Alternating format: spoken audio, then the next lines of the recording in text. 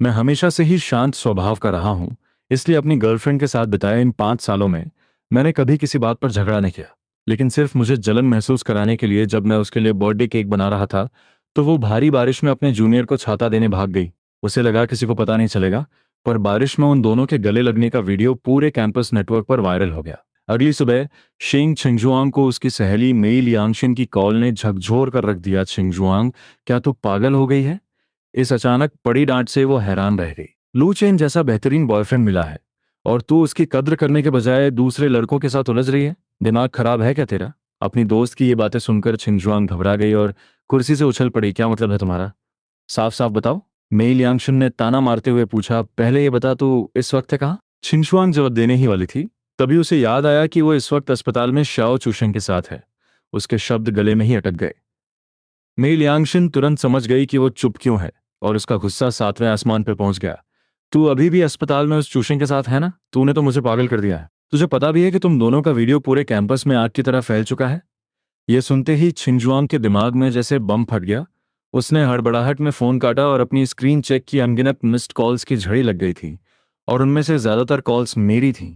उस पल छिंजुआंग का दिल जोर से धड़कने लगा। उसने तुरंत मुझे सफाई देने के लिए चैट खोली, लेकिन तभी शाओ चूशिंग ने उसका हाथ कसकर पकड़ लिया। उसकी आंखें लाल थीं और आवाज में मासूमियत। छिंजुआंग दीदी, प्लीज मत जाओ। उसने फोन पर हुई सारी बातें सुन ली थी। उसे पता था कि कल की बात सब जगह फैल चुकी है, लेकिन उसे लगता था कि किसी से प्यार करना कोई गुनाह नहीं है, फिर चाहे उसके लिए कोई भी हथकंडा क्यों ना अपनाना पड़े। उसने छिंजुआंग का हाथ और जोर से पकड़ा और गिड़गिड़ाया, मत जाओ, मुझे इस अस्पताल में अकेला मत छोड़ो। छिंजुआंग ने घबराहट में सिर हिलाया। चूशिंग, जिद मत करो, केयर टेकर बस आता ही होगा, तुम आराम से लेटकर अपना इलाज करवाओ। ये कहकर वो जैसे ही मुड़ी, चूशिंग बिना कुछ सोचे समझे बिस्तर से नीचे कूद पड़ा, लेकिन उसका पैर कुर्सी से टकराया और वो धड़ाम से जमीन पर गिर गया। कमरे से बाहर कदम रख रही छिंजुआंग खिठक गई और उसने घबराकर पीछे मुड़कर देखा। चूशिंग दर्द से कराहते हुए रोने लगा। छिंजुआंग दीदी, मुझे बहुत दर्द हो रहा है, प्लीज मुझे छोड़कर मत जाओ, मुझे अकेला मत छोड़ो। मेरी माँ की मौत भी इसी अस्पताल में हुई थी, प्लीज मुझे मत छोड़ो, मुझे बहुत डर लग रहा है। उसकी रोती हुई आवाज इतनी बेबस थी जैसे छिंगुआंग ही उसकी दुनिया का इकलौता सहारा हो। लेकिन छिंगुआंग का दिमाग उसे बार बार याद दिला रहा था, अगर वो तय समय पर नहीं पहुंची तो मैं बहुत गुस्सा हो जाऊंगा। फिर अचानक उसे वो दिन याद आ गया जब मैंने उसे अपनी पीठ पर लाद कर जलती हुई आग से बाहर निकाला था। ये याद आते ही उसका घबराया हुआ दिल शांत हो गया। नहीं, लू चेन मुझसे बहुत प्यार करता है। वो इतनी छोटी सी बात पर मुझे अकेला नहीं छोड़ेगा। आखिर उसने मेरे लिए अपनी जान की बाजी लगा दी थी। उधर समय एक एक पल करके बीतता जा रहा था। मैं अपने सामने रखी खाली कुर्सी को घूरते हुए गहरी सोच में डूबा था। 10 मिनट बीते, फिर और 10 मिनट गुजर गए, लेकिन छिंजुआंग नहीं आई। अब तक हमारे तय किए गए वक्त से पूरा 1 घंटा बीत चुका था। क्या मुझे निराशा हुई? हाँ, शायद थोड़ी सी, लेकिन उतनी भी नहीं। आखिरकार जब आपको जवाब पहले से पता हो तो नतीजे से कोई खास हैरानी नहीं होती। मैंने तो सोचा था कि आमने सामने बैठकर ब्रेकअप करूंगा, लेकिन अफसोस वो आखिरी मुलाकात भी नहीं हो पाई। मैंने अपने सनग्लासेस पहने, अपना फोन निकाला और पहले से ड्राफ्ट किया हुआ स्टेटस पोस्ट कर दिया। बस कुछ ही मिनटों में पूरा कैंपस नेटवर्क एक बार फिर से हिल गया, क्योंकि किसी ने मेरे उस पोस्ट का स्क्रीनशॉट हर जगह शेयर कर दिया था। उसमें लिखा था सिंगल और आजाद, और साथ में मेरी एक शानदार मुस्कुराती हुई तस्वीर थी। कमेंट सेक्शन में तो जैसे भूचाल ही आ गया। अरे वाह, मेरा क्रश आखिरकार सिंगल हो गया। लड़कियों, हमारा हैंडसम लड़का वापस आ गया है। यहाँ तक कि कुछ लड़के भी मजाक में लिख रहे थे, सीनियर, प्यार में जेंडर कोई मायने नहीं रखता, मैं आपके लिए सब छोड़ सकता हूँ। और वहीं कुछ लोग उस कमीने चूशेंग पर अपना गुस्सा निकाल रहे थे कि उसे चुल्लू भर पानी में डूब मरना चाहिए। कैंपस नेटवर्क पर लोग अभी भी मजाक उड़ा रहे थे।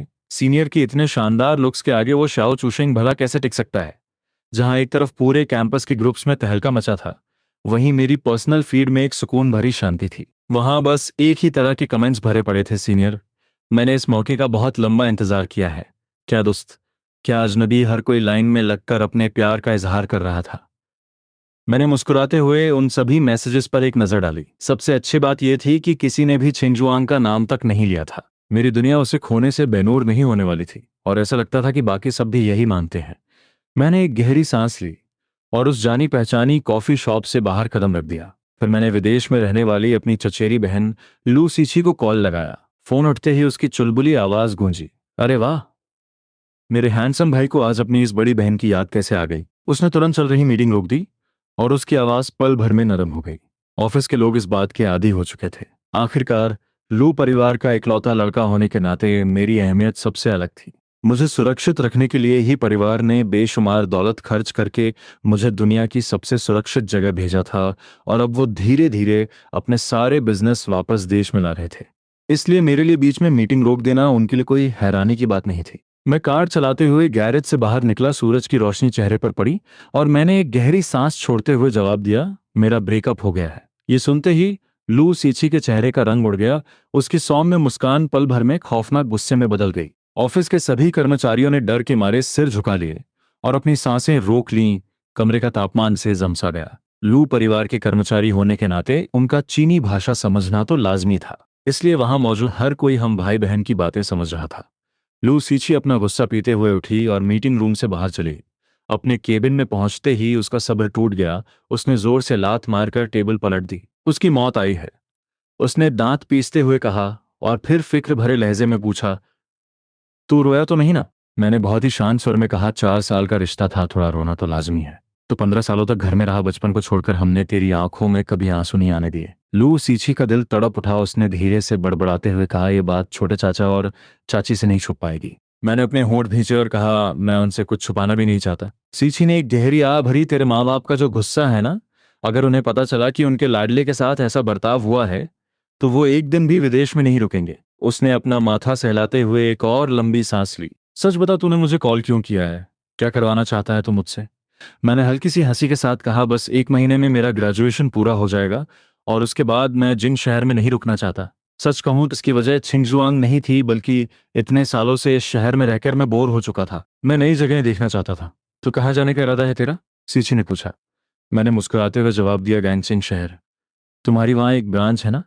मेरे पास करने के लिए कुछ काम भी होगा तो कैसा रहेगा? लेकिन वो जगह, सीछी ने चिंता से त्योरियां चढ़ाई, वहां का माहौल पहले से बेहतर जरूर है, लेकिन वो लोग बाहरी लोगों को आसानी से नहीं अपनाते। तुझे वहां शायद अच्छा न लगे। इससे पहले कि वो और कुछ सोचती, मैंने अपना पुराना ब्रह्मास्त्र चला दिया। अगर दीदी ने मुझे वहां नहीं जाने दिया तो मैं 3 दिन तक खाना नहीं खाऊंगा। सीछी ने हार मानते हुए कहा, मेरे लाडले भाई, क्या तू इस एक ही तरकीब से कभी बोर नहीं होता?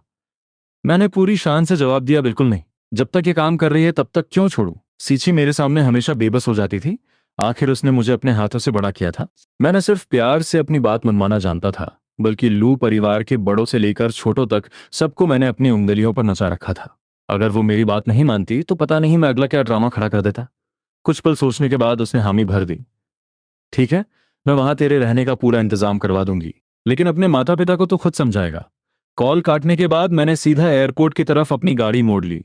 हालांकि ग्रेजुएशन में अभी 1 महीना बाकी था, लेकिन फाइनेंस डिपार्टमेंट का मेरा सारा काम खत्म हो चुका था। अब बस सर्टिफिकेट मिलने का इंतजार था, इसलिए ये पूरा महीना मेरे लिए बिल्कुल खाली था। अब जब मैंने कुछ वक्त गैंगचेन शहर में बिताने का फैसला कर ही लिया था, तो वहां जाकर उस नए माहौल को महसूस करना भी बुरा ख्याल नहीं था। जहां तक कपड़ों और सामान की बात थी, वो सब मैं वहां पहुंचकर भी खरीद सकता था।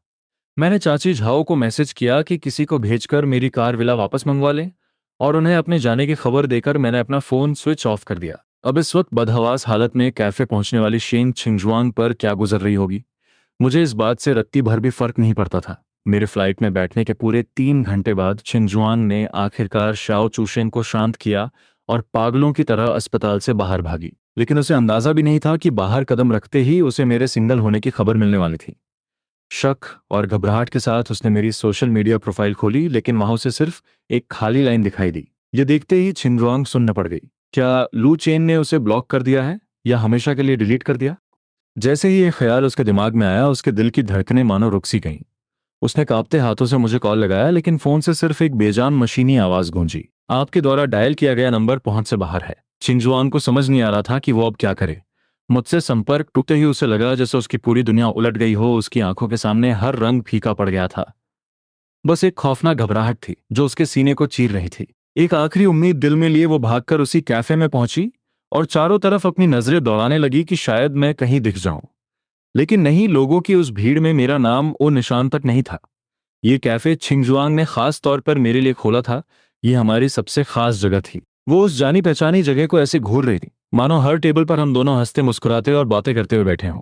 लेकिन अगले ही पल वो सारे खूबसूरत पल धुएं की तरह उड़ गए। उसने खुद को संभाला और कैफे के एक कर्मचारी से पूछा, लू चेन कहाँ है? कर्मचारी ने जवाब दिया, मिस्टर लू, यहाँ 2 घंटे तक बैठे रहे और बिना कुछ खाए पिए ही चले गए। ये सुनते ही छिंगजुआंग के दिल में जैसे किसी ने खंजर घोंप दिया। उसने कांपती आवाज में पूछा, वो कब गए यहाँ से? कर्मचारी ने थोड़ा सोचते हुए कहा, शायद सुबह के 10:30 बजे के आसपास। 10:30 बजे? छिंगजुआंग ने तुरंत अपना फोन देखा। उसने मुझे 9:30 बजे मैसेज किया था। इसका मतलब था कि मैं तय समय पर वहां पहुंचने के बाद भी पूरे 1 घंटे तक उसका इंतजार करता रहा। उस 1 घंटे में मेरे दिल पर क्या गुजरी होगी? ऐसा क्या फैसला लिया होगा मैंने जो उसके न आने पर भी मैंने उसे मुड़कर एक कॉल तक नहीं किया? वो मानना तो नहीं चाहती थी, लेकिन इस एक पल में उसका वो सारा गुरूर और वो झूठा विश्वास मिट्टी में मिल चुका था कि मैं उसे कभी नहीं छोड़ूंगा। उसे अब समझ आ रहा था कि मैं सच में कितना ज्यादा नाराज था। इतने लंबे समय तक साथ रहने के बाद भी मैं भले ही थोड़ा घमंडी था, लेकिन मुझे जब भी कोई बात बुरी लगती थी तो मैं सामने से बोल देता था। लेकिन इस तरह की खामोशी ऐसा पहली बार हुआ था। मेरी इस भयानक खामोशी का मतलब क्या था? क्या मैंने उसे हमेशा के लिए छोड़ दिया है? जैसे ही यह खौफनाक ख्याल उसके दिमाग में आया, उसके सीने में उठने वाले भयंकर दर्द ने उसकी सांसें अटका दी और उसकी आंखें आंसुओं से भर गईं। उसके हाथ बेकाबू होकर कांप रहे थे। वो एक जिंदा लाश की तरह घिसटते हुए अपनी कार तक वापस आई। उसके कांपते हाथ अब एक मशीन की तरह बार बार मेरा नंबर डायल कर रहे थे। पता नहीं कितना वक्त बीत गया को पैसेंजर सीट पर रखा, उसका दूसरा फोन भी बजने लगा। यकीनन शाओ चूशेंग उसे पहले नंबर पे ना पाकर अब उसके बैकअप फोन पे कॉल कर रहा था। लेकिन छिंगजुआंग का फोन उठाने का कोई इरादा नहीं था। वो उस अंधेरी पार्किंग में खोई हुई आंखों से घूर रही थी। ऐसा लग रहा था मानो किसी अदृश्य हाथ ने उसके दिल को कसकर जकड़ लिया हो। उसका सीना घुटन से फटा जा रहा था, सिर दर्द से भन्ना रहा था और आंखों में इतनी जलन थी कि पलकें झपकाना भी किसी सजा से कम नहीं था। फिर भी उसका दिमाग बिल्कुल सुन्न पड़ चुका था। उसने कार स्टार्ट करके मेरे घर जाने की सोची, लेकिन स्टीयरिंग व्हील पकड़े उसके हाथों में जैसे कोई जान ही नहीं बची थी। तब जाकर उसे इस बात का एहसास हुआ कि वो मुझसे कितना टूटकर प्यार करती है, शायद उससे भी कहीं ज्यादा जितना उसने कभी सोचा था। और इसी खौफनाक सन्नाटे के बीच मेई लियांगशन का कॉल आया। छिंगजुआंग ने हड़बड़ाहट में फोन उठाया और उसके मुंह से निकलने वाले पहले शब्द थे, मेरी मदद करो। फोन के उस पार खड़ी मेई लियांगशन पल भर के लिए सन्न रह गई और फिर एक गहरी आह भरते हुए बोली, कहाँ है तू? अपनी लोकेशन बताने के बाद छिंगुआंग को लगा जैसे उसे अपना दर्द बांटने का कोई रास्ता मिल गया हो। वो तड़पते हुए फुसफुसाई, मैं लू चेन से बात नहीं कर पा रही। मुझे नहीं लगा था कि बात यहाँ तक पहुंचाई। वो जरूर बहुत दुखी होगा, इसीलिए वो मुझसे कोई बात नहीं करना चाहता। छिंगजुआन की तरफ गाड़ी दौड़ाते हुए मेई लियांगशन ने ताना मारा, ऐसा नहीं है कि तुझे पता नहीं था। सच तो ये है कि तू लालची हो गई थी। लू चेन में आखिर ऐसी क्या कमी थी जो तूने उसके साथ इतना बड़ा धोखा किया? छिंगजुआंग, अगर मैं तेरे साथ बचपन से बड़ी न हुई होती ना, तो आज इस घटिया हरकत के लिए मैं तुझे कभी मुंह नहीं लगाती। मेई लियांगशन ने अपना पूरा दिमाग दौड़ा लिया, लेकिन उसे समझ नहीं आ रहा था कि आखिर छिंगजुआंग ने मुझे धोखा क्यों दिया। अगर लुक्स की बात की जाए, भले ही लू चेन और शाओ चूशिंग का अंदाज बिल्कुल अलग था, लेकिन लू चेन लुक्स में किसी भी एंगल से उससे कम नहीं था। खानदान की बात करें तो लू परिवार भले ही आज सबसे ताकतवर ना हो, लेकिन उनकी हैसियत बहुत बड़ी थी और चूशिंग तो उनके सामने कहीं टिकता ही नहीं था। टैलेंट की बात करें तो चूशिंग सिर्फ एक आम सा पढ़ाकू लड़का था, लेकिन लू चेन हर बड़े कंपटीशन में हमेशा टॉप 3 में अपनी जगह बनाता था। उन दोनों के बीच जमीन आसमान का फर्क था। तो आखिर लू चेन में ऐसी क्या कमी रह गई थी जिसकी वजह से छिंगजुआंग ने उसके साथ ऐसा धोखा किया? लियांगशन लाख सोचने पर भी इस पहेली को सुलझा नहीं पा रही थी। हर तरफ से सोचने के बाद उसे बस एक ही जवाब मिला कि छिंगजुआंग की अक्ल घास चरने गई थी। लियांगशन के शब्द तीखे जरूर थे, लेकिन छिंगजुआंग ने उसका कोई विरोध नहीं किया। आया, वो सिर झुकाए खुद से ये सवाल कर रही थी कि आखिर उसने मेरे साथ ऐसा विश्वासघात क्यों किया? ये सब आखिर शुरू कब हुआ था? शायद तब जब मैं जिसे हर कोई एक आदर्श लड़की की तरह देखता और सराहता था, लेकिन मेरी नजरों में सिर्फ और सिर्फ छिंगजुआंग ही सबसे खास थी। चाहे कोई भी वक्त हो, कोई भी जगह हो, अगर वो वहां होती तो मेरी नजरें सिर्फ उसी पर टिकी रहती थीं। सुबह की हल्की धूप हो या गर्मियों की भारी बारिश, पतझड़ की सूखी हवा हो या सर्दियों की कड़कड़ाती ठंड, यहाँ तक कि आधी रात के उस सन्नाटे में भी जब उसे मेरी जरूरत होती, मैं बिना एक पल सोचे उसके सामने हाजिर हो जाता था। कोई सोच भी नहीं सकता था कि मुझ जैसे एक अमीरजादे को इतना शानदार खाना बनाना भी आता होगा। लेकिन छिंगजुआंग जानती थी, वो ये भी जानती थी कि मैं उसकी पसंद की हर डिश बना सकता था। मैं दूसरे लड़कों की तरह उस पर अपनी मर्जी नहीं थोपता था और ना ही कभी नखरे दिखाता था। शायद इसलिए क्योंकि बचपन से लेकर आज तक मुझे कभी किसी चीज की कमी नहीं रही थी। समय के साथ दुनिया की नजरों में इतना रुतबा रखने वाला मैं उसके सामने बिल्कुल सीधा और सरल बन चुका था। इसलिए जब शाओ चूशिंग जैसा एक बिल्कुल अलग स्वभाव वाला इंसान उसकी जिंदगी में आया तो छिंजुआंग का ध्यान भटकने लगा। चूशिंग दिखने में भले ही शांत था, लेकिन वो बेहद जिद्दी था। छिंगशुआंग के कई बार मना करने के बावजूद वो उसके पीछे पड़ा रहा। हर बार उसके प्यार की भीख मांगता रहा। जब छिंगशुआंग उसे थोड़ी सी भी तवज्जो दे देती तो वो उस छोटे बच्चे की तरह खुश हो जाता, जिसे कोई मनपसंद टॉफी मिल गई हो। मेरी तुलना में जिसकी कोई खास ख्वाहिशें नहीं थीं, शाओ चूशेंग को खुश करना बहुत आसान था। जाने अनजाने में ही सही, लेकिन किसी को खुश करने के इस अजीब से एहसास ने छिंगजुआंग को चूशेंग की करीबियों का विरोध करने से रोक दिया। उसका मन डोलने लगा, वो मुझसे झूठ बोलने लगी और अपना ज्यादातर वक्त शाओ चूशेंग के साथ बिताने लगी। लेकिन इसमें मेरी क्या गलती थी?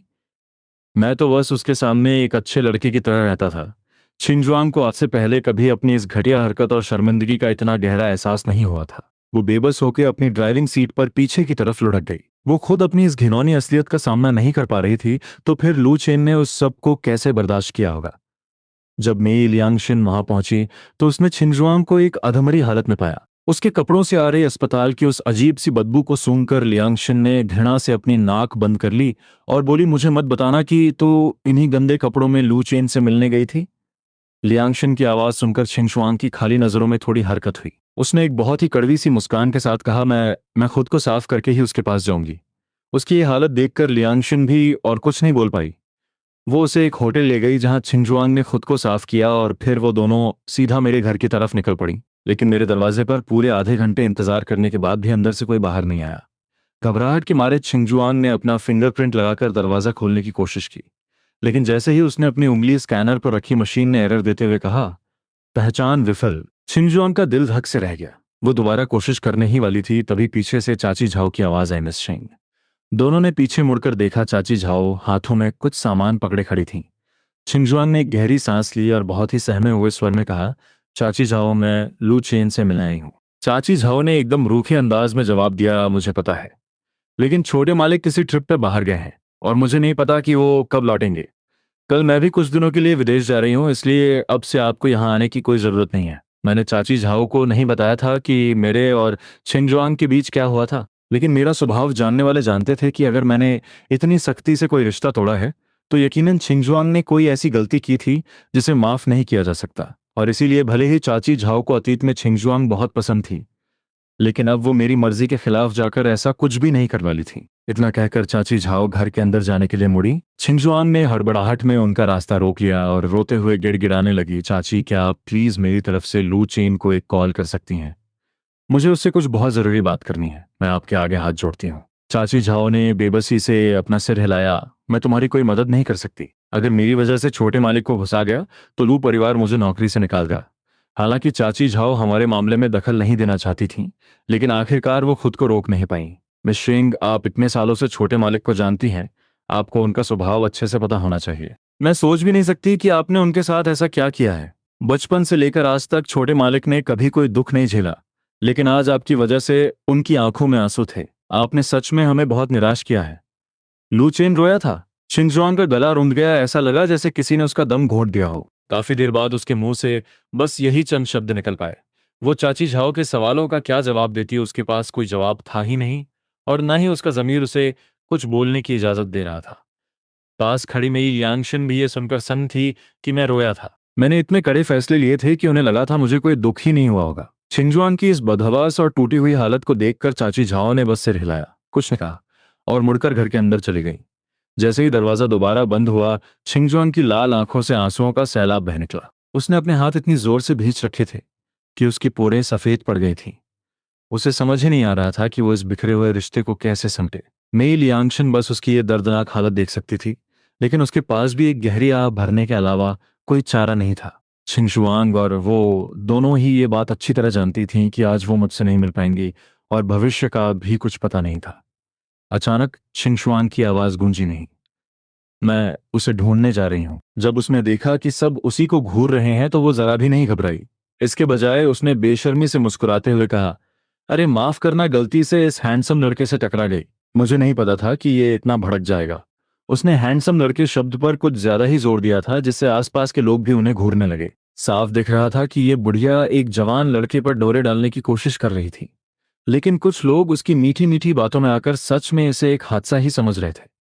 वो लड़का रोते हुए चिल्लाया, ये पहली बार नहीं है, फ्लाइट में भी ये जानबूझकर मुझे छू रही थी। उस औरत ने ये सुना तो जोर जोर से हंसने लगी, ओए हैंडसम, अपनी जबान पर लगाम दे। मेरे पास मर्दों की कमी है क्या? और तेरे जैसे तो उसने अपनी घटिया नजरों से उस लड़के को ऊपर से नीचे तक घूरा और फिर बोली, फ्लाइट में तो तू खुद मुझे लाइन मार रहा था और मेरा नंबर मांग रहा था। जब मैंने मना कर दिया तो अब तू इस तरह से मुझसे बदला ले रहा है। छी, कितना घिनौना है तू। अंत में उसने कैंटोनीज भाषा में ताना मारते हुए कहा, आजकल के लोगों का कोई भरोसा नहीं, शक्ल से तो शरीफ दिखते हैं लेकिन होते कितने गिरे हुए हैं। अब वो बेचारा लड़का पूरी तरह से फंस चुका था। वो गुस्से से कांपते हुए बोला, तू झूठ बोल रही है, तू मेरा फायदा उठाना चाहती थी। फ्लाइट की एयर होस्टेस इस बात की गवाह है, तेरी इन घटिया हरकतों की वजह से ही मैंने अपनी सीट बदली थी। तू इतनी बेशर्म कैसे हो सकती है? लेकिन उसकी रोती हुई आवाज में कोई दम नहीं था। वहां मौजूद किसी भी इंसान को इस बात पर यकीन नहीं हो रहा था कि एक आदमी के साथ भी छेड़छाड़ हो सकती है। तभी मैंने अपना फोन निकाला, क्लिक करके एक फोटो खींची और सीधा एयरपोर्ट स्टाफ को भेज दी। फिर मैंने अपनी कलाइयां घुमाई और उन लोगों की तरफ बढ़ चला। वो मोटी औरत अभी भी अपने नाटक में मशगूल थी। चल ठीक है, अगर तुझे मेरा नंबर चाहिए ही तो मैं तुझे एक मौका देती हूँ। मुझे तेरा ये रोता हुआ चेहरा बहुत पसंद आ रहा है। जरा मेरे सामने गिड़गिड़ा कर दिखा। इससे पहले कि वो और कुछ बकती, मैंने बीच में ही उसे टोक दिया, मेंढक के शरीर पर टैटू बनवाकर तू कौन सा भौकाल दिखा रही है बे? मेरी बात सुनकर सब चौंक गए। मैं भीड़ चीरता हुआ बाहर आया और सीधा उस लड़के के सामने आकर खड़ा हो गया। उस मोटी औरत ने मुझे घूरते हुए अपनी आंखें सिकोड़ ली, लेकिन जब उसने देखा कि मैं अकेला हूं तो उसकी हिम्मत और बढ़ गई। ये छोकरे, मैं तुझे सलाह देती हूँ कि इस मामले से दूर ही रह। मैंने उसकी बात का कोई जवाब नहीं दिया। मैंने बस अपने सनग्लासेस उतारे और बिना पीछे देखे उन्हें हवा में उछाल दिया। ये चेंग नाम का वो लड़का पल भर के लिए चौंक गया, लेकिन उसने फुर्ती से अपने दोनों हाथ आगे बढ़ाकर मेरे सनग्लासेस कैच कर लिए। मैंने मुड़कर देखा तक नहीं और बिल्कुल उसी अंदाज में जैसे उस मोटी औरत ने ये चेंग को घूरा था, मैंने उसे सिर से पैर तक घूरा और फिर जोर से हंस पड़ा। अरे ओ आंटी, अगर चुल्लू भर पानी होना तो उसमें अपनी शक्ल देख लेना। तेरी ये मनहूस शक्ल देखकर तो इंसान को 3 दिन तक बुरे सपने आए। मेरी इस बेइज्जती से वो सुन्न रह गई, लेकिन फिर भी उसने अकड़ते हुए कहा, मैं महीने का लाखों कमाती हूँ, मेरे कपड़े डिजाइनर हैं, अगर ये मुझे पटाना चाहता है तो इसमें गलत ही क्या है? उसकी बातें सुनकर मुझे सच में उबकाई आने लगी। तो क्या हुआ? अगर सड़क का कोई कुत्ता कहीं हक दे तो क्या तू अपनी भूख मिटाने के लिए उसे खा लेगी? मेरा ये डायलॉग सुनकर उस औरत का चेहरा शर्म से लाल हो गया और आसपास खड़े लोग भी मजे लेते हुए उसे घूरने लगे। सबकी नजरों से घिरने के बाद भी वो हार मानने को तैयार नहीं थी। उसने मुझे खूंखार नजरों से घूरा और बोली, ये गैंगचिंग है। मैं तुझे फिर से चेतावनी दे रही हूँ, दूसरों के मामले में टांग मत अड़ा, वरना। मैंने उसकी धमकी को जूते की नोक पर रखते हुए एक ठंडी मुस्कान के साथ कहा, वरना क्या? मैं भी तो देखूं। या तो तू अभी के अभी मुझे मार डाल या फिर चुपचाप माफी मांग और यहां से दफा हो जा। मेरी इस खुली चुनौती ने उसे पूरी तरह से पागल कर दिया। वो गालियां बकने लगी, तुझ पर तो मैं थूकती भी नहीं, दूसरों के फटे में टांग अड़ाने वाले कीड़े। मैं माफी नहीं मांगूंगी, क्या कर लेगा तू? हिम्मत है तो मार के दिखा, मार मुझे। मारना। मेरी आंखों में एक खतरनाक चमक आ गई और अगले ही पल मैंने अपना पैर उठाया और जोरदार लात रसीद कर दी। एक दर्दनाक चीख के साथ उस बुढ़िया की सारी गालियां हवा में ही गायब हो गई। लेकिन ये तो बस शुरुआत थी। मैं तुरंत उसके पीछे पहुंचा और उसके घुटने के ठीक पीछे एक और जोरदार किक चढ़ दी। धड़ाम। वो औरत घुटनों के बल जमीन पर गिरी और दर्द से कराह उठी। अरे वो कुत्ते के पिल्ले, वो दर्द से पसीने पसीने हो रही थी। जैसे ही उसने उठने की कोशिश की, एयरपोर्ट के सिक्योरिटी गार्ड्स तुरंत वहां पहुंच गए और हमें चारों तरफ से घेर लिया। ये सब क्या चल रहा है यहाँ? सिक्योरिटी को देखते ही ये चेंग और ज्यादा घबरा गया। उसने डरते हुए मेरी जैकेट का कोना पकड़ा और बोला, तुम्हारी मदद के लिए शुक्रिया, लेकिन अब आगे मैं खुद संभाल लूंगा। तुमने उसे मारा है, तुम यहां से भाग जाओ। उसने मेरे सनग्लासेस मुझे वापस थमा दिए। तब जाकर मुझे समझ में आया कि इस बेवकूफ को लगा था कि मैंने चश्मा इसलिए उतारा था ताकि मैं आसानी से मारपीट कर सकूं। उसकी आंखों में मेरे लिए एक अजीब सी इज्जत और खौफ था।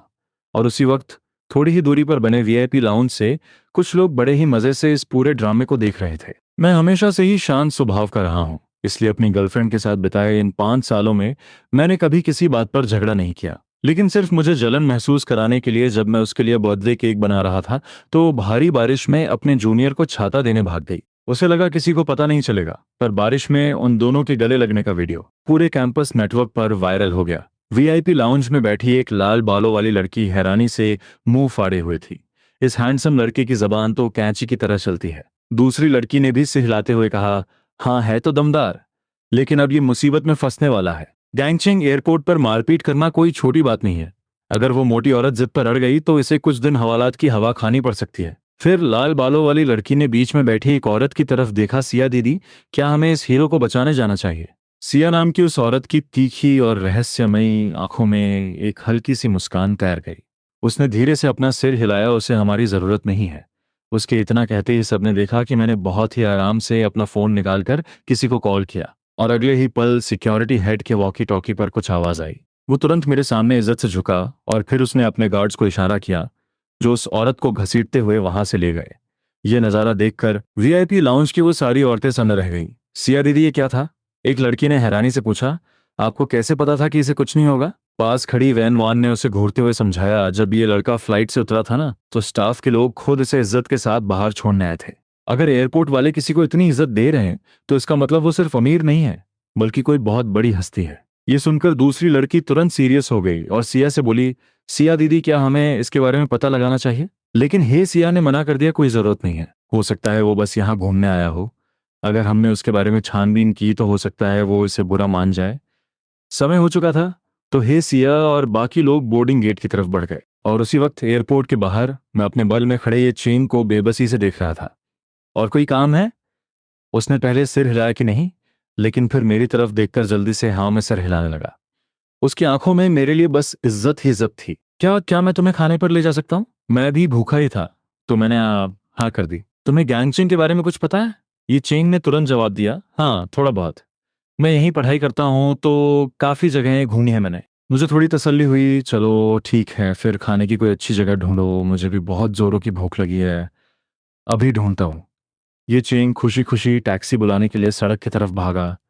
फिर मुड़कर उसने कहा, मेरा नाम ये चेंग है। मैंने बस सिर हिलाया, लू चेन। मेरा नाम सुनते ही उसकी आंखें और चमक उठी। तुम सच में कमाल हो। मैं आज तक किसी से बहस में नहीं जीत पाया, अच्छा हुआ आज तुम वहां थे। मैं मुस्कुराया, कितना इत्तेफाक है, मैं आज तक किसी से बहस में नहीं हारा। ये चेंग मुझे और भी ज्यादा हीरो मानने लगा। उसने पूछा, क्या तुम अभी पढ़ाई कर रहे हो? मैंने हाँ में सिर हिलाया, जून में ग्रेजुएट हो जाऊंगा। वो हंसा, फिर तो तुम मुझसे थोड़े बड़े हो। उसने इज्जत के साथ मेरे लिए कार का दरवाजा खोला। लू भाई बैठिए। कार में बैठते ही ये चेंग ने मेरा नंबर ले लिया। वो देख रहा था कि मेरे फोन पर लगातार कॉल्स आ रही थी, लेकिन मैं उन सबको इग्नोर कर रहा था। वो हैरान तो था, लेकिन उसने कोई सवाल नहीं पूछा। इसके बजाय वो खुशी खुशी मुझे गैंगचेंग की मशहूर जगहों के बारे में बताने लगा। लू भाई, तुम्हें शियानबान स्ट्रीट जरूर जाना चाहिए। वहाँ खाने पीने और मजे करने की इतनी जगह हैं कि तुम गिन नहीं पाओगे। और हाँ, वहाँ लड़कियां भी एक से बढ़कर एक आती हैं। मैं उसकी बातें सुन रहा था और जो जगहें अच्छी लग रही थीं उन्हें याद कर रहा था। हम एक रेस्टोरेंट पहुंचे। बैठते ही ये चेंग ने अचानक इधर उधर देखा, फिर अपनी आवाज धीमी करते हुए पूरी गंभीरता से बोला, गैंगचिंग में तुम्हें सिर्फ एक बात का ध्यान रखना है। मुझे उसकी बात में दिलचस्पी आने लगी। क्या? ये चेंग ने बिल्कुल सीरियस होकर कहा, यहाँ घूमते वक्त अगर तुम्हें हे परिवार का कोई रईस दिख जाए तो कभी उससे पंगा मत लेना।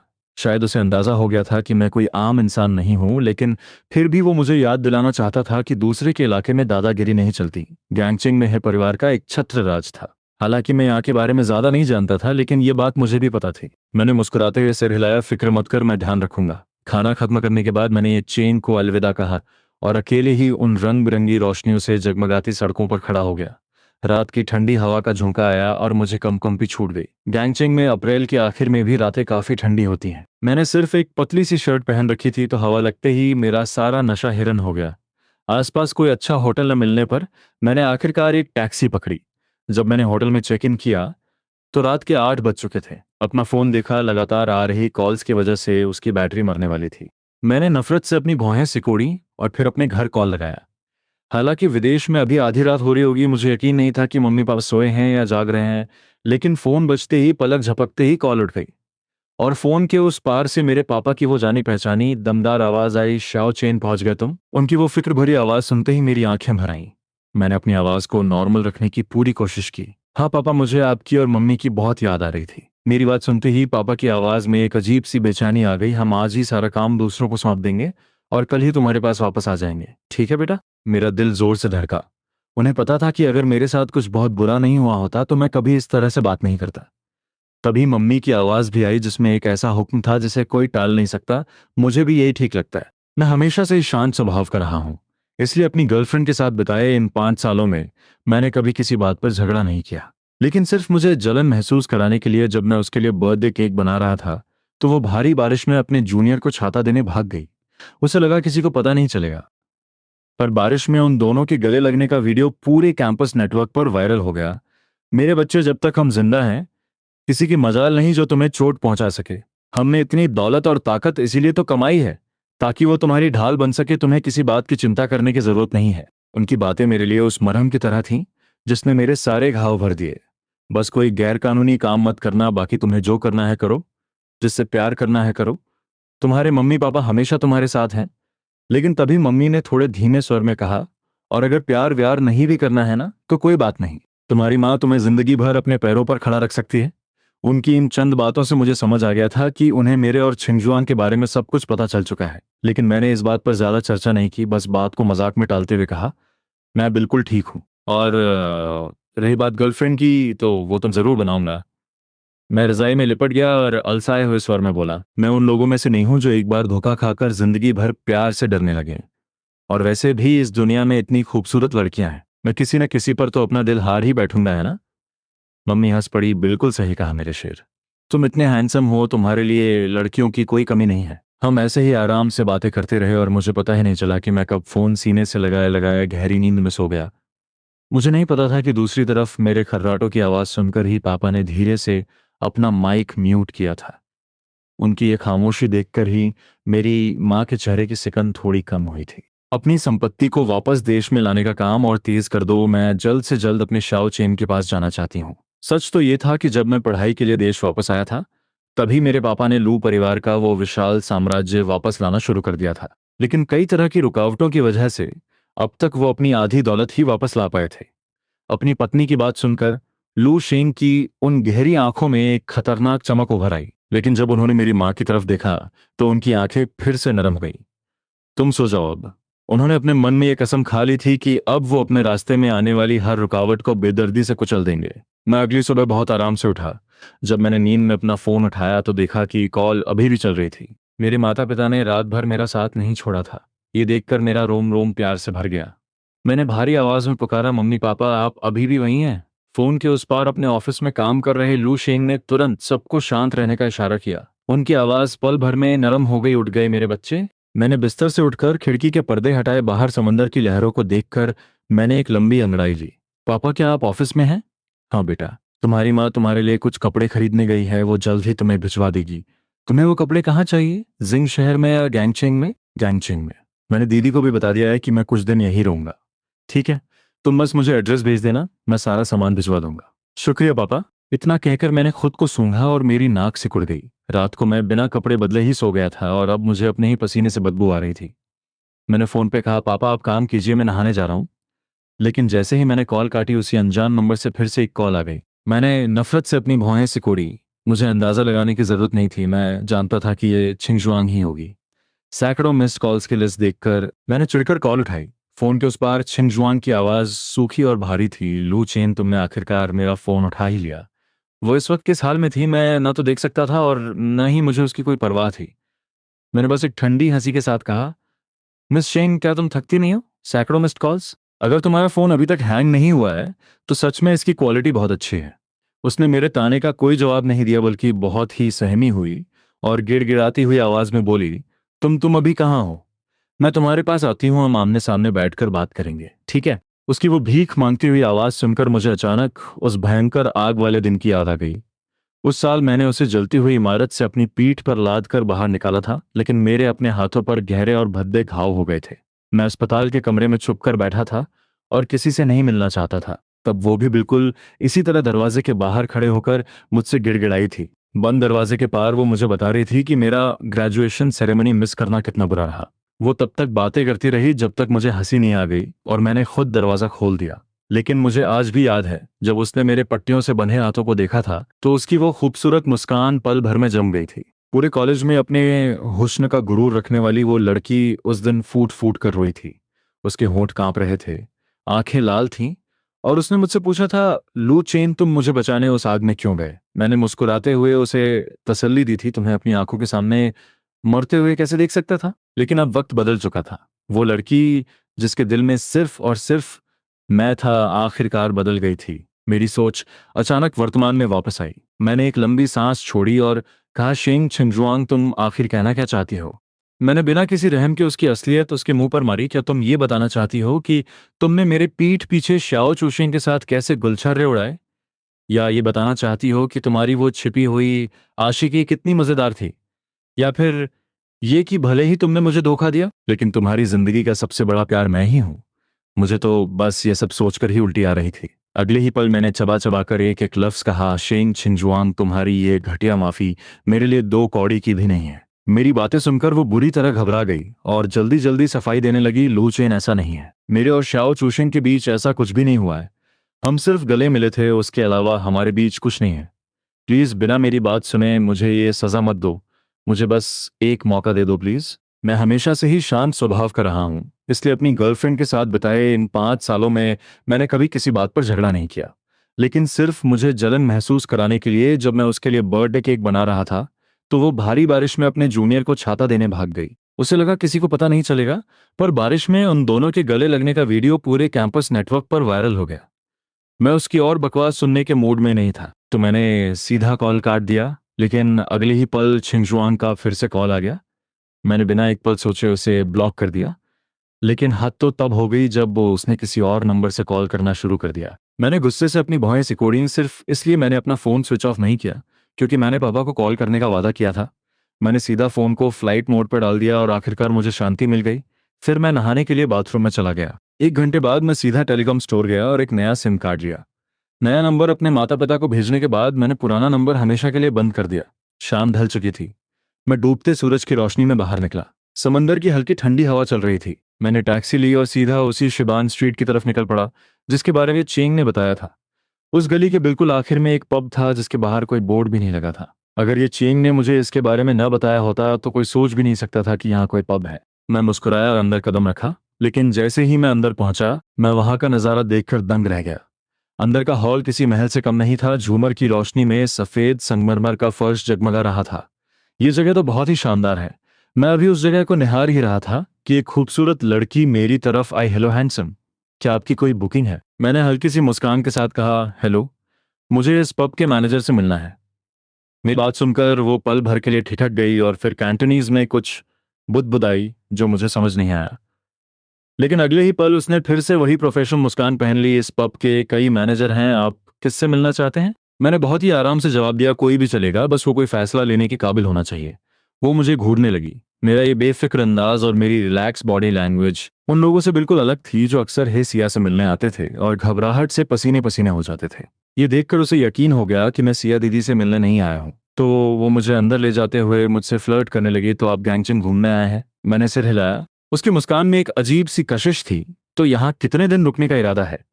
वो मन ही मन सोच रही थी कि अगर मैं ज्यादा दिन रुकने वाला हूं तो हो सकता है हम दोनों के बीच कोई रोमांटिक लव स्टोरी शुरू हो जाए। लेकिन मैंने बहुत ही रूखेपन से बस 2 शब्द कहे, पता नहीं। लेकिन वो इतनी आसानी से हार मानने वाली नहीं थी। उसने तुरंत अपना फोन निकाल लिया। क्या मैं आपका नंबर ले सकती हूँ? अगर आपको यहाँ किसी चीज की जरूरत हो तो मुझे कभी भी कॉल कर सकते हैं। मैंने उसकी स्क्रीन पर खुले क्यूआर कोड को देखा और बहुत ही आराम से अपना एक फेक वी चैट अकाउंट खोल लिया। मैंने उसके सामने ही कोड स्कैन किया और उसे ऐड कर लिया। फिर मैंने बड़ी सफाई से वापस अपना असली अकाउंट खोल लिया। ये सब देखकर उस लड़की के चेहरे की हवाइयां उड़ गईं। क्या ये मुझे अंधा समझता है? लेकिन उसकी ये पूछने की हिम्मत नहीं हुई। उसने बस चुपचाप मुझे बार काउंटर तक पहुंचा दिया। मुझे उसकी कोई परवाह नहीं थी। मैंने बारटेंडर की तरफ देखकर मुस्कुराते हुए कहा, मुझे तुम्हारे मैनेजर से मिलना है, प्लीज बुला लाओ। बारटेंडर मेरी बात समझ गया और तुरंत किसी को बुलाने चला गया। कुछ ही मिनटों के बाद एक लाल बालों वाली लड़की झूमती हुई वहां आई। मैं उस वक्त बार काउंटर पर बैठा मजे से अपने ड्रिंक का ग्लास घुमा रहा था। लेकिन जैसे ही उसने मुझे देखा उसके कदम वहीं रुक गए और उसकी आंखें फटी की फटी रह गईं। ये इत्तेफाक तो नहीं हो सकता, ये तो वही है। चूली ने अपने आप को संभाला, बार काउंटर पे हाथ रखा और एक बनावटी मुस्कान के साथ पूछा, तो हैंडसम, मुझसे क्या काम है? मुझे फालतू बातें करने का कोई शौक नहीं था, तो मैं सीधा मुद्दे पर आ गया। समंदर के किनारे वाले जितने भी टेबल हैं मैं वो सब बुक करना चाहता हूँ। इस पब का आखिरी हिस्सा सीधा समुंदर के किनारे खुलता था और वहां बैठकर समंदर का सबसे बेहतरीन नजारा दिखता था। चूली ने मेरी नजर का पीछा किया और फिर नखरे दिखाते हुए बोली, ये तो तुमने बहुत बड़ी डिमांड कर दी। वो इस पब की सबसे प्राइम लोकेशन है। मैंने उसे तिरछी नजर से देखा और फिर अपनी जेब से एक ब्लैक कार्ड निकालकर उसकी तरफ बढ़ा दिया। क्या तुम पैसा कमाना नहीं चाहती? मेरे हाथ में वो कार्ड देखते ही चूली की आंखें चमक उठीं और वो लालच से मुस्कुराने लगी। क्यों नहीं, बिल्कुल कमाना चाहती हूँ। उसने कार्ड लिया और वेटर को थमाते हुए पूछा, तुम्हें कितने एरिया के टेबल चाहिए? मैंने बिना पलक झपकाए कहा, मेरे 10 मीटर के दायरे में कोई और नहीं होना चाहिए। चूली ने तुरंत डील पक्की कर ली। डन। उसने तुरंत अपने आदमियों को वहां से लोगों को हटाने का हुक्म दिया। कुछ ही देर में मुझे शीशे की उस बड़ी सी दीवार के पास एक बेहतरीन टेबल पर बिठा दिया गया। पब की हल्की हल्की रोशनी मुझ पर पड़ रही थी और मैं खिड़की के बाहर समंदर का नजारा देख रहा था। समंदर की हवा से मेरे बाल उड़ रहे थे। ऐसा लग रहा था मानो आसपास किसी की मौजूदगी का मुझ पर कोई असर ही नहीं हो रहा था। मैं बस शांति से वहां बैठा अपने दिमाग में आगे की योजनाएं बना रहा था। ये सब देखकर एक कर्मचारी ने चुपके से चूली से पूछा, चू मैडम, आपने उसकी बात क्यों मान ली? हमारे पब को पैसों की कोई कमी थोड़ी है। चूली ने उसे घूर कर देखा। उसे याद आ गया कि एयरपोर्ट पर मैंने उस औरत को कैसे जलील किया था और उसकी रीढ़ की हड्डी में सिहरन दौड़ गई। उसने दबी आवाज में कहा, मुझे डर है कि कहीं वो मुझे गालियां न बकने लगे। यह सुनकर वो कर्मचारी हक्का बक्का रह गया। गैंगचिंग में ऐसा कौन था जिसकी चूली को गालियां देने की हिम्मत हो सके? लेकिन चूली को इन सब की कोई परवाह नहीं थी। वो दौड़कर सेकंड फ्लोर पर बने वीआईपी रूम में गई और एक्साइटमेंट के साथ बोली, तुम लोग अंदाजा भी नहीं लगा सकते कि मैंने नीचे किसे देखा है। वेनमान ने एक सेब सीधा उसकी तरफ फेंक कर मारा, किसे देख लिया तूने?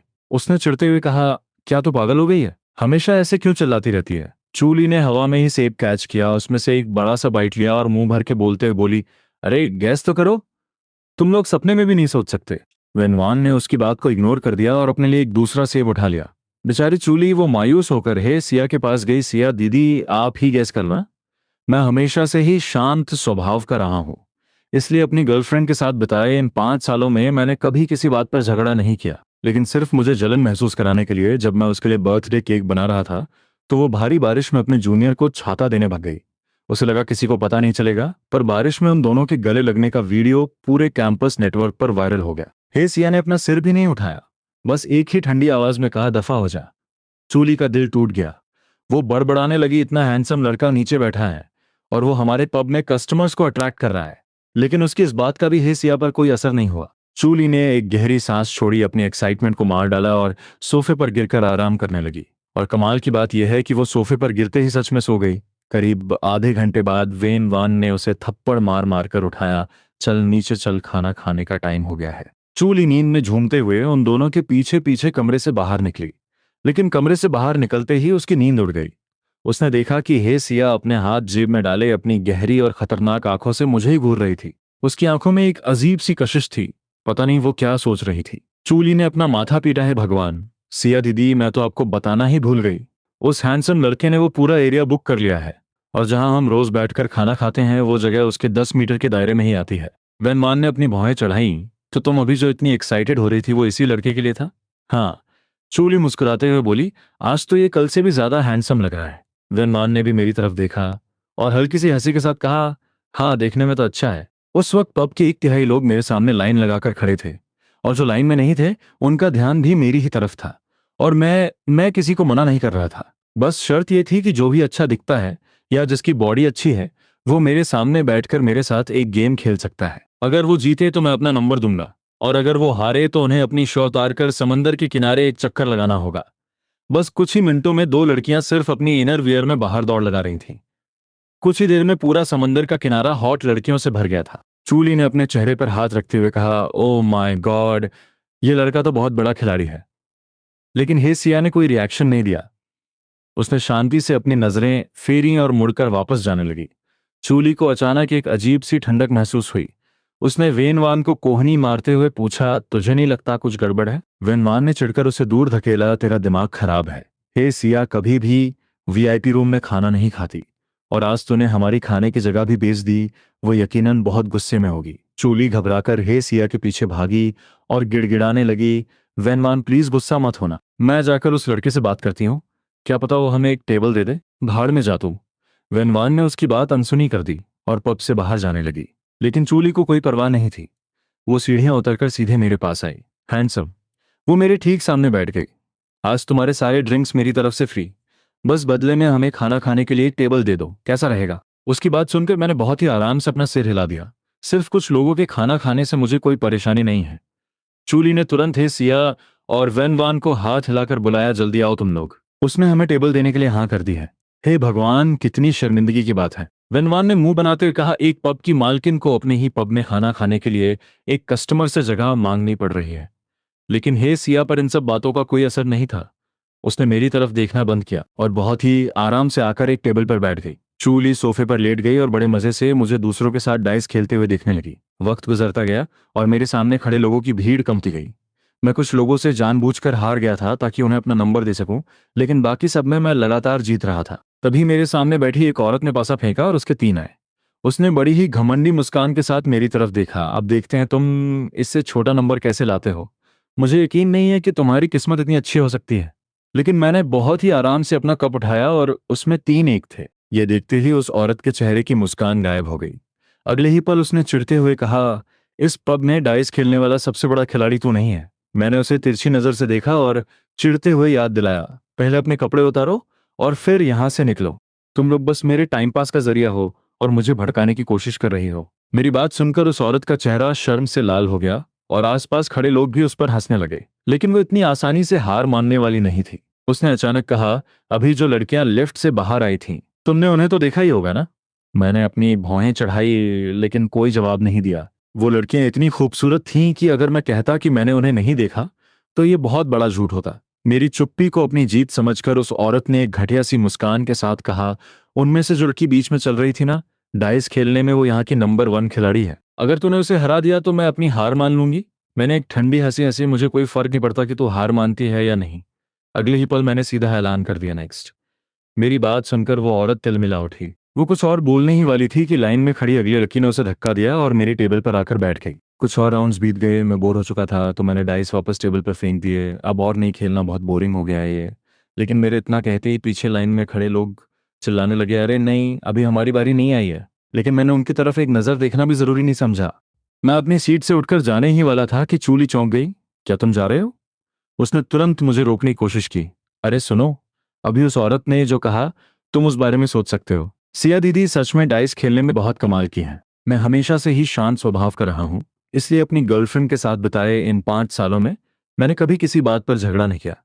लेकिन सिर्फ मुझे जलन महसूस कराने के लिए जब मैं उसके लिए बर्थडे केक बना रहा था तो वो भारी बारिश में अपने जूनियर को छाता देने भाग गई। उसे लगा किसी को पता नहीं चलेगा, पर बारिश में उन दोनों के गले लगने का वीडियो पूरे कैंपस नेटवर्क पर वायरल हो गया। लेकिन चूली की बात सुनकर मेरे कदम रुक गए। मैंने अपनी नजरें घुमाई और मेरा ध्यान उस औरत पर गया जो सिर झुकाए अपने फोन में लगी थी। सच कहूं तो आज तक मैं जितनी भी लड़कियों से मिला था वो उन सब में सबसे ज्यादा खूबसूरत और आकर्षक थी।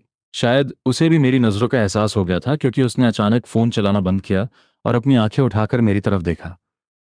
हमारी नजरें मिली और मैंने मन ही मन सोचा, कमाल की खूबसूरती है। जब उसने सिर झुकाया हुआ था तो वो बहुत ही शांत और रहस्यमयी लग रही थी, लेकिन आंखें उठाते ही उसकी नजरों में एक खतरनाक चमक थी जो साफ बता रही थी कि उससे पंगा लेना भारी पड़ सकता है। मैं मुस्कुराया और बहुत ही कॉन्फिडेंस के साथ उसकी तरफ बढ़ा।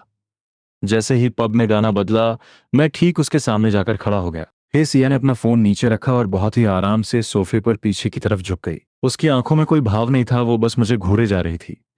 आसपास बहुत शोर था लेकिन मैंने मुस्कुराते हुए उससे पूछा, खेलोगी? हे सिया के गले से एक हल्की सी हंसी निकली, जब तुम्हें पता है तो पूछ क्यों रहे हो? क्या खेलना है? मैंने अपनी भौहें सिकोड़ी। डाइस? और क्या? मेरे वहां इतना तमाशा करने के बाद भी क्या उसने कुछ नोटिस नहीं किया था?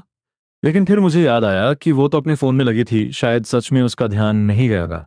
जैसे ही मुझे ये एहसास हुआ मेरी सारी एक्साइटमेंट खत्म हो गई। मैं तो बस उसकी नजरों को महसूस करके उसके पास आ गया था, लेकिन अगर उसे ही कोई दिलचस्पी नहीं थी तो फिर छोड़ो। ये सोचकर मैंने एक बहुत ही बनावटी सी माफी मांगी, माफ करना, मैंने तुम्हें डिस्टर्ब किया।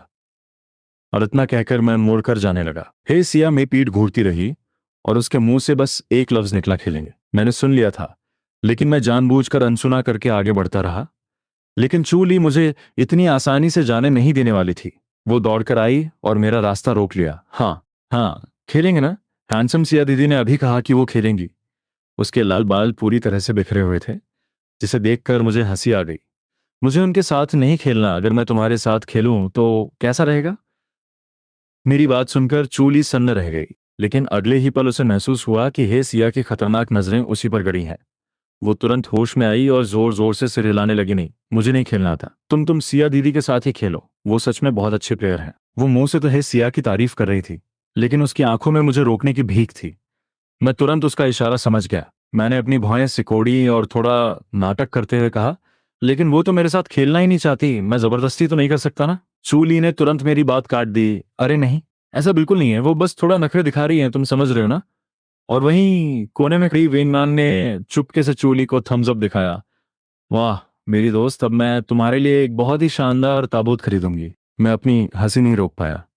मैंने मुस्कुराते हुए सिया की तरफ देखा। वो बेचारी शर्मिंदगी से लाल हो रही थी, लेकिन फिर भी ऐसे एक्ट कर रही थी जैसे कुछ हुआ ही ना हो। उसकी ये हालत देखकर मैं और भी जोर से हंसा और वापस आकर उसके ठीक सामने बैठ गया। मैंने टेबल पर रखे पासे वाले कप को हिलाया तो कैसे खेलना है। हे सिया अब तक बिल्कुल नॉर्मल हो चुकी थी। वो थोड़ा आगे की तरफ झुकी और बोली, बेस्ट ऑफ 3 तुम्हारे ही रूल्स के हिसाब से।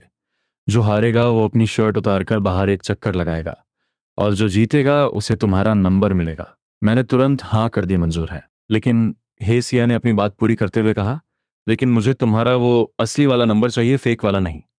मैंने तुरंत हाँ नहीं कहा, बल्कि उससे एक सवाल पूछा, बड़ा या छोटा। हे सिया ने भी बात नहीं घुमाई और सीधा जवाब दिया, ठीक है तुम जो कहो, छोटा। इतना कहकर मैंने पासे वाले कप की तरफ हाथ बढ़ाया, पहले तुम। हे सिया ने कोई नखरे नहीं दिखाए। उसने आराम से कप उठाया, कुछ सेकंड्स के लिए हिलाया और फिर टेबल पर रख दिया। फिर उसने एक बहुत ही इत्मीनान भरी मुस्कान के साथ मुझे पासा फेंकने का इशारा किया। मैं भी इस खेल का पुराना खिलाड़ी था। मैंने कप उठाया, उसे बस 2-3 बार घुमाया और नीचे रख दिया। चूली कभी मेरे कप की तरफ देख रही थी तो कभी हे सिया के कप की तरफ। उसे समझ ही नहीं आ रहा था कि कौन जीतने वाला है। उसने ताली बजाते हुए कहा, एक काम करते हैं, दोनों एक साथ कप उठाओ। मैंने सिर हिलाया और हम दोनों ने एक दूसरे की आंखों में देखते हुए एक साथ कप उठा लिए। अगले ही पल वहां खड़े सभी लोग हमारे पास से देखने के लिए आगे की तरफ झुक गए। चूली ने पहले मेरी तरफ देखा और हैरान होकर चिल्लाई, अरे बाप रे, इसके फिर से 3 एक आए हैं। तुम सच में बहुत अच्छा खेलते हो। लेकिन मेरे चेहरे पर खुशी का कोई नामो निशान नहीं था। मेरी नजरें तो हे सिया के पासों पर टिकी थीं, जो एक के ऊपर एक रखे हुए थे, और सबसे ऊपर वाले पासे पर सिर्फ एक लाल डॉट दिख रहा था। इस राउंड में मेरी हार इतनी करारी थी कि कोई शक की गुंजाइश ही नहीं थी। लेकिन मैं हार से डरने वालों में से नहीं था। मैंने तुरंत अपना क्यूआर कोड निकाला और कहा, लो स्कैन कर लो। लेकिन हे सिया ने बस एक सरसरी सी नजर डाली और शांति से सिर हिलाते हुए कहा, मुझे ये वाला अकाउंट ऐड नहीं करना है। मुझे यकीन नहीं हो रहा था कि उसने एक पल में मेरा फेक अकाउंट पहचान लिया था, वो भी तब जब मैंने अकाउंट बदलने का कोई इशारा तक नहीं किया था। रंगे हाथों पकड़े जाने के बाद भी मुझे रत्ती भर भी शर्मिंदगी महसूस नहीं हुई, बल्कि मैं मुस्कुराया और बिल्कुल बेफिक्री से बोला, तो फिर ठीक है, मुझे डाइस खेलना सिखाओगे? मेरी आंखों में इस खेल को सीखने की जो ललक थी उसे देखकर हे सिया थोड़ी हैरान हुई। उसे समझ नहीं आ रहा था कि मुझे इस खेल में इतनी दिलचस्पी क्यों है, और मैं बिना सोचे समझे झट से जवाब दे दिया, क्योंकि ये बहुत कूल लगता है यार। वहां मौजूद सभी लोग पल भर के लिए सन्न रह गए, और अगले ही पल हे सिया जोर से हंस पड़ी। उसकी हंसी बसंत की उस हल्की ठंडी हवा जैसी थी जो दिल को सुकून दे जाती है। वो सच में हद से ज्यादा खूबसूरत लग रही थी। वे सच में हद से ज्यादा खूबसूरत लग रही थी। मैं काफी देर तक उसे बस घूरता ही रह गया और बड़ी मुश्किल से अपनी नजरें हटा पाया। मैं हमेशा से ही शांत स्वभाव का रहा हूं, इसलिए अपनी गर्लफ्रेंड के साथ बिताए इन 5 सालों में मैंने कभी किसी बात पर झगड़ा नहीं किया। लेकिन सिर्फ मुझे जलन महसूस कराने के लिए जब मैं उसके लिए बर्थडे केक बना रहा था तो वो भारी बारिश में अपने जूनियर को छाता देने भाग गई। उसे लगा किसी को पता नहीं चलेगा, पर बारिश में उन दोनों के गले लगने का वीडियो पूरे कैंपस नेटवर्क पर वायरल हो गया। पास खड़ी चूली तो खुशी से उछल पड़ी। हे भगवान, तुम भी बिल्कुल उसी वजह से डाइस खेलना सीखना चाहते हो जिस वजह से सिया दीदी ने सीखा था, सिर्फ इसलिए क्योंकि ये कूल लगता है। ये सुनकर मेरी आंखें और भी ज्यादा चमक उठी। मैंने तुरंत अपना असली वीचार अकाउंट खोला और जब हे सिया मेरा कोड स्कैन कर रही थी तो मैंने ऐसे ही कैजुअली पूछ लिया, ना तुम्हारा नाम क्या सेव करूं? उसने बिना पलक झपकाए जवाब दिया, लूचेन। इससे पहले कि मैं कुछ और पूछता उसने खुद ही अपना नाम भेज दिया है, सिया। ये 3 शब्द देखते ही पल भर के लिए मेरी आंखों में एक अजीब सी चमक आई, लेकिन मैंने उसे तुरंत छिपा लिया। जब हम एक दूसरे का नंबर सेव कर रहे थे तो चूली भी एक्साइटमेंट में बीच में कूद पड़ी, मुझे भी अपना नंबर दो ना। और फिर उसने एक ऑफर दिया, अगर तुम आगे से कभी भी यहाँ आओगे ना तो तुम्हारे सारे ड्रिंक्स मेरी तरफ से फ्री। मैंने हंसते हुए सिर हिलाया, फ्री ड्रिंक्स से अच्छा है मुझे किसी दिन खाने पर ले जाना। इस लड़की को देखकर ही लग रहा था कि इसे खाने पीने का बहुत शौक है। अगर मैं इसके साथ गया तो पक्का मुझे यहाँ का बेस्ट खाना मिलेगा। डन, पक्का वादा रहा। चूली ने तुरंत मेरा नंबर सेव किया और फिर मुझे अपना नाम बताया, मेरा नाम चूली है, नाइस टू मीट यू। मैंने उसकी तरफ देखकर मुस्कुराते हुए कहा। मेरी मुस्कान देखकर चूली फिर से मेरे लुक्स पर फिदा हो गई और आ भरते हुए बोली, कसम से तुम इस दुनिया के सबसे हैंडसम लड़के हो। शुक्रिया, तुम भी बहुत खूबसूरत हो। मैं कोई फॉर्मेलिटी नहीं कर रहा था। उसकी आंखें बड़ी बड़ी और गोल थीं और उसमें एक अजीब सी मासूमियत और चुलबुलापन था जो किसी को भी आसानी से अपना दोस्त बना सकता था। तभी चूली ने मुझसे एक सवाल पूछा, तो क्या तुम यहाँ गैंगचैंग में सिर्फ घूमने आए हो? मैंने थोड़ा सोचते हुए जवाब दिया, फिलहाल तो ऐसा ही लग रहा है। तो कब तक रुकने का इरादा है? चूली का ये बातूनी और फ्रेंडली नेचर मुझे बहुत पसंद आ रहा था। उसने बहुत ही एक्साइटमेंट के साथ पूछा, तो मैंने भी ऐसे ही कैजुअली कह दिया, शायद 1 महीना। लेकिन अगले ही पल उसने मुझसे वो सवाल पूछ लिया जो उसे नहीं पूछना चाहिए था। अच्छा, तो तुम रुके कहाँ हो? इससे पहले कि मैं कोई जवाब देता, पीछे से हे सिया की चेतावनी भरी आवाज आई, आली। चूली को अपनी गलती का एहसास हुआ और उसने तुरंत मुझसे माफी मांगी। अरे मेरा वो मतलब नहीं था, मैं तो बस तुम्हें बाहर घुमाने के लिए पूछ रही थी, मेरा कोई गलत इरादा नहीं था। कोई बात नहीं। मैंने बस अपना हाथ हिलाया, लेकिन मैं फिर भी उसे अपना एड्रेस बताने वाला नहीं था। मैंने अपना फोन चेक किया और कहा, अगर कुछ काम हो तो मुझे मैसेज कर देना। इतना कहकर मैं मुड़ने ही वाला था कि अचानक हे सिया बोल पड़ी, कल मैं तुम्हें पिक करने आऊंगी। मैंने अपनी भौहें चढ़ाई, क्यों? और उसने बहुत ही आराम से पलटकर पूछा, तुम्हें डाइस खेलना नहीं सीखना क्या? ओह अच्छा, वो बात है। मैं हंसा और बिना रुके हाथ हिलाते हुए आगे बढ़ गया, मैं तुम्हें मैसेज करूंगा। इतना कहकर मैं बिना मुड़े वहां से निकल गया। मेरे जाने के बाद वेन वान ने एक गहरी सांस ली और बोली, इस लड़के का एटीट्यूड तो सच में बहुत कड़क है। फिर उसने हे सिया की तरफ देखा जो गहरी सोच में डूबी हुई थी। क्या तुम्हें इसमें कुछ ज्यादा ही दिलचस्पी नहीं आ रही? हे सिया ने अपना माथा सहलाया और बहुत ही थकी हुई आवाज में बोली, उसे मुझ में कोई दिलचस्पी नहीं है। लेकिन वेन मान को इस बात पर यकीन नहीं हुआ। उसने चूली की तरफ इशारा करते हुए कहा, मुझे तो लगता है कि ये तुम्हारे बजाय चूली से ज्यादा अच्छे से बात कर रहा था। चूली, जो उस वक्त मेरी प्रोफाइल चेक करने में बिजी थी, ये सुनकर उसकी आंखें फटी की फटी रह गईं। अरे क्या बात कर रही हो, ऐसा कैसे हो सकता है? लेकिन फिर उसने थोड़ा सोचा और एक बहुत ही घमंडी मुस्कान के साथ बोली, हाँ वैसे बात तो सही कह रही हो तुम, भाड़ में जा। फिर सिया को चूली का ये घमंड बिल्कुल पसंद नहीं आया और उसने चूली को एक हल्की सी किक मार दी। चूली ने उसकी लात को इग्नोर किया और अचानक अपना फोन हे सिया के चेहरे के सामने कर दिया। ये देखो, इसका अभी अभी ब्रेकअप हुआ है, सिर्फ 2 दिन पहले। क्या बकवास है? इस दुनिया में ऐसी भी लड़कियां हैं क्या? वेनवान भी देखने के लिए आगे आई। जब उन्होंने मेरी सोशल मीडिया पोस्ट देखी तो वेनवान जैसी लड़की भी पल भर के लिए सन्न रह गई। सच में ऐसी लड़कियां भी होती हैं। चूली ने अपनी भौहें सिकोड़ी तो इसका मतलब ये गैंगचिंग में अपना टूटा हुआ दिल जोड़ने आया है। अगले ही पल चूली की आंखों में एक अजीब सी चमक आ गई। उसने हे सिया को घूरते हुए कहा, सिया दीदी यही मौका है, चौका मार दो। हे सिया ने उसे अजीब नजरों से देखा। पागल हो गई है क्या? क्या मैंने ऐसा कुछ शो किया है? हाँ बिल्कुल। चूली ने उसकी बात काटते हुए कहा, कल जब से तुमने इसे देखा है ना, तुम्हारी नजरें इससे हटी ही नहीं है। और तो और चूली ने हंसते हुए याद दिलाया, कल एयरपोर्ट पर तुमने कहा था ना कि इसे हमारी मदद की कोई जरूरत नहीं है, लेकिन फिर तुमने खुद ही चुपके से अपने आदमियों को बोलकर इसका रास्ता साफ करवाया था। अपनी दोनों दोस्तों की इन हरकतों को देखकर हे सिया ने बेबसी से अपना सिर हिलाया। उसने उनकी बातों से इनकार नहीं किया, क्योंकि वो खुद भी जानती थी कि मेरे लिए उसके दिल में जो फीलिंग्स थीं, वो सिर्फ एक दोस्त वाली तो बिल्कुल नहीं थी। उसकी वो बेकाबू धड़कने और मेरे आसपास होने पर उसके चेहरे पर आने वाली वो हल्की सी गर्मी, ये सब उसे याद दिला रहा था कि उसने जिंदगी में ऐसा पहले कभी महसूस नहीं किया था। वो मन ही मन मेरा नाम पुकार रही थी और उसके कान धीरे धीरे लाल हो रहे थे। उसे डिस्टर्ब मत करना। उसकी आवाज थोड़ी भारी थी, लेकिन उसमें एक अजीब सी खुशी छुपी हुई थी। खैर, मुझे इस बात से कोई फर्क नहीं पड़ता था कि वो लोग मेरे बारे में क्या सोच रहे हैं। लेकिन पब से बाहर निकलते ही मुझे कुछ अजीब सा महसूस होने लगा। ऐसा लग रहा था मानो अंधेरे में कई आंखें मुझे घूर रही हों। लेकिन इससे पहले कि मैं कुछ समझ पाता, वो सारे लोग अचानक वहां से गायब हो गए। मुझे कुछ गड़बड़ लग रही थी, तो तसल्ली करने के लिए मैं जानबूझकर कुछ और गलियों में घूमा। जब मुझे यकीन हो गया कि अब कोई मेरा पीछा नहीं कर रहा है, तब जाकर मैंने होटल के लिए टैक्सी पकड़ी। नहाने के बाद जैसे ही मैं बाहर आया, मेरे बेस्ट फ्रेंड गुश शाओ का मैसेज आ गया, चीन भाई क्या तुम फ्री हो?